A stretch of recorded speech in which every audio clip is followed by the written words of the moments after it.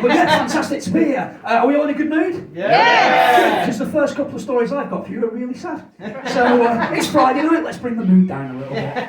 Lockdown, absolutely fucking horrendous, wasn't it? And two things happened to me in lockdown that are, I feel like it's almost like therapy, sharing them with you, ladies and gentlemen. First up, during lockdown, I turned 40. I know, horrendous, isn't it? People say, how are you taking it? I'm wearing ripped jeans, bright white trainers, and I'm still in a state. I am literally a 22-year-old girl with daddy issues away from a full-on. If anybody knows any, yeah, send them my way. But it was horrible. So when I turned 40, it was proper lockdown. So you couldn't go out to the pub, you couldn't go out for a meal. The only saving grace for me was I got to spend it with someone that's become very close to me in lockdown.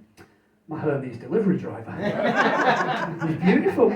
He even sang me happy birthday as he delivered the wrong present to the wrong house on the wrong day. He left a card though, so that was nice. That wasn't the worst things happened to me during lockdown. The worst things happened to me 13 months ago. I was diagnosed as diabetic. Usually that gets sympathy, but you are all one step ahead of me, aren't you?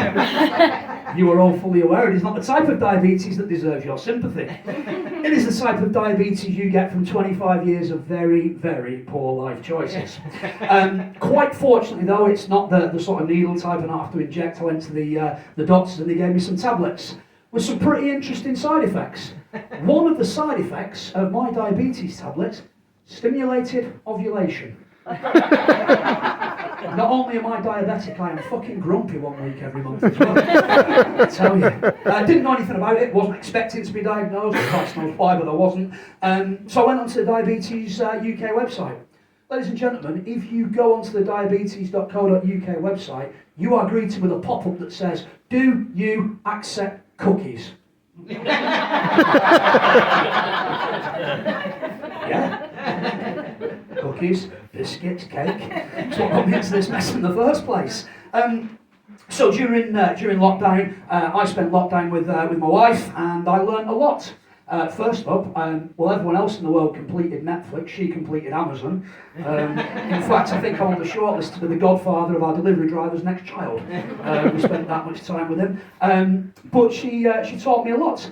Not like Spanish or banana bread or anything like that. I learnt in lockdown there is a wrong way to load a dishwasher, there's a wrong way to fold pyjamas, and there's a wrong way to put food in a fridge. Who knew? One of the things that kept everyone going through that sort of time was our WhatsApp groups. Everyone in WhatsApp groups? Wow. Everyone in those groups has one really smug friend, don't they?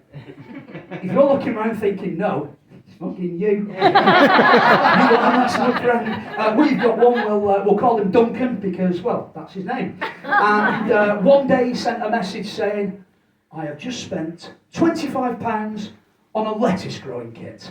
And from now on, I will be growing my own lettuce. And we all went, knobbered. As you would. But begrudgingly respectful because he's doing his bit, he's trying to help the environment and all that. Yeah, learning a new skill. And then I went into Aldi, because I'm doing well. Went into Aldi one day, saw that lettuces were on sale for 38p. I am no Rachel Ryder, ladies and gentlemen, but £25 buys you approximately 73 lettuces. Or, at the rate I go through lettuce, 19 years worth. What a dick.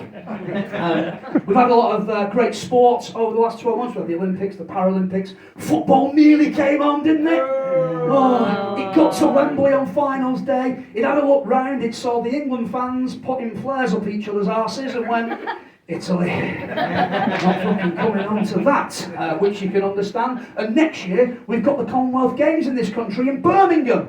Woo! No, it won't be shit. It won't be shit. They're really trying. They are trying so hard in Birmingham.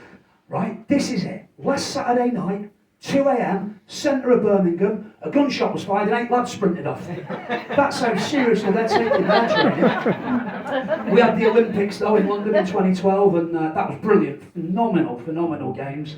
But one of the problems the country had afterwards was that a lot of the athletes from the poorer countries decided that they weren't going to go home. They looked around London and thought, actually, this is better than where I'm from. I'm going to stay here, I'm going to settle, I'm going to create a new life. Fuck all chance of happening in Birmingham, is there? There is not an athlete in that athlete's village in West Bromwich going, think I'll stay here. Absolutely no chance. So talking about sport, I haven't always been this chiselled Adonis that you see before you tonight. Oh, right, that wasn't a joke.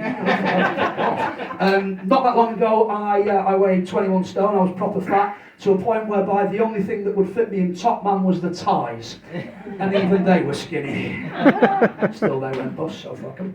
And I lost quite a lot of weight, and in 2013 I finished the London Marathon. I started it in 2012, but I finished it in 2013. I also raised £3,500 for charity doing it. No. It was for the British Heart Foundation, because I thought, that's a down payment. They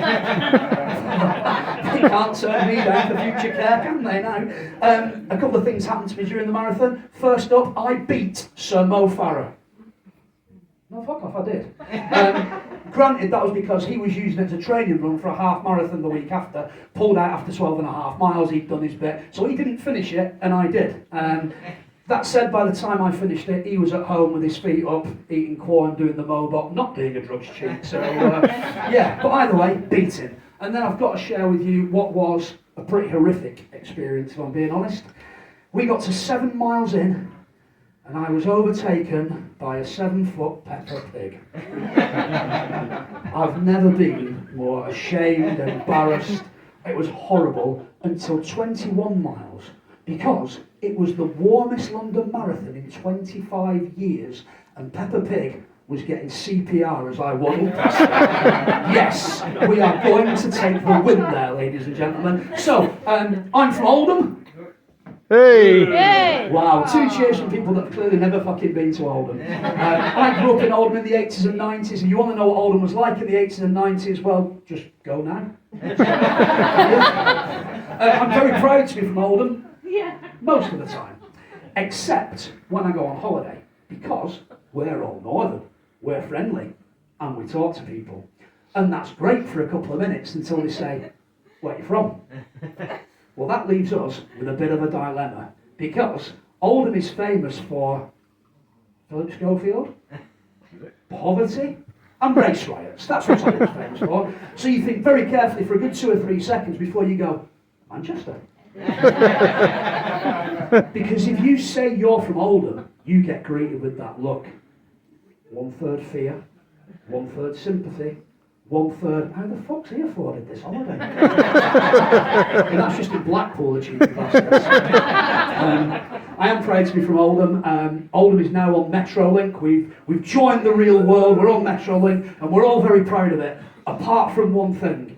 The main tram station in Oldham shares its name with a disease that can kill kids, and nobody bats a fucking eyelid. Oldham mumps. Can you imagine the uproar on Metrolink? You are now approaching East Didsbury hepatitis. Wouldn't happen, would it? You are now approaching Altrincham leukemia. Just doesn't happen. Rochdale syphilis. Actually, that's got more of a into it. As an Oldhamer, it is kind of difficult for me to admit, but I do love a trip down to London. And part of it because it's really posh in London. There are parts of West London that are so posh, the Greggs is called Gregory's. That's how posh it is. I've got some friends in London, mainly because, well, they made better life decisions in their 20s than I did. And every now and again, they invite me down. One such occasion a few years ago, the Queen's 90th birthday street party. It was amazing. It was a glorious day. There was bunting going between the houses. Jerusalem and Rule Britannia were blasting out. People were waving Union Jacks, and not even in a racist way. It was absolutely beautiful. But it was a street party. And as such, every household was asked to contribute a dish. Ladies and gentlemen, I shit you not, 43 types of hummus. And something called crudités. As I mentioned, I'm from Oldham, I thought vegetables came in a tin. Oh dear. Still, I rang the lads back up in Oldham and said, I always celebrate, it's great down here, it's really posh, we've got like this hummus stuff. And they said, it's brilliant down here, mate. We've gathered in the local park, we've got a load of cans and we've just set fire to a car. But it was a Vauxhall because we're very patriotic. So yeah, there we go. So yeah, I mentioned that I'm now 40 and life's changed, so a lot of things you can't do now that you could do when you were a kid, like I can't play kiss chase in a playground anymore. That's proper frowned upon. Gone are the fun stuff, gone are like the lads' holidays, the stag do's, everything like that. And we've replaced that with like christenings, garden centres, and fucking IKEA. But we now live vicariously through the first member of our friendship group to get divorced. We cling to his every fucking word as he tells us about his nights out, his adventures and his freedom. Oh, it's absolutely amazing. And then he told us a couple of weeks ago, genuinely, sent a message to the group, lads, I've just completed Tinder. In Wigan. So that got me thinking, is Tinder like a league?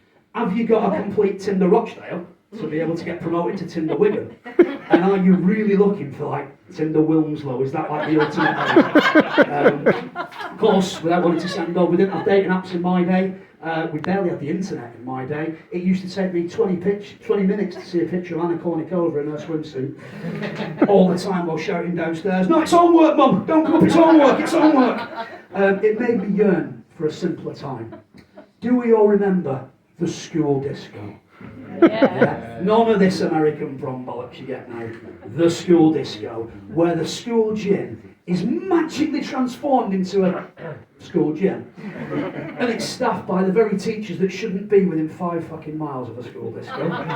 So they kept them at the park on a Friday night, I suppose. So I mentioned I went to school in Oldham, and I don't know if this was kind of normal where everyone else went to school, but we always had that teacher that stood on the door that checked your breath when you went in for alcohol. Because, you know, you're 14, you probably shouldn't be pissed on a Friday night, but at the time you don't think anything of that, that's logical. Look back now. I was a middle-aged man who'd given up his Friday night to have teenagers heavy breathe on him. All a bit questionable that now, isn't it? But you'd get into the school disco and it'd be brilliant. The lads would all gather together and we'd be pretending that we didn't like Take That or NSYNC or anything like that. And all the time we'd be looking over at the girls. Well, the girls that weren't in the car park with the 19-year-old boyfriends getting fingered in Fiat Puntos. Sometimes the night would go well and you'd get a little snog under the climbing ropes. Sometimes it'd go very, very well and you'd end up rubbing at the front of each other's jeans with enough ferocity to start a fire. Ladies and gentlemen, you cannot penetrate denim with a finger, but we fucking tried. I've been David Broadbent, you've been lovely, thank you very much.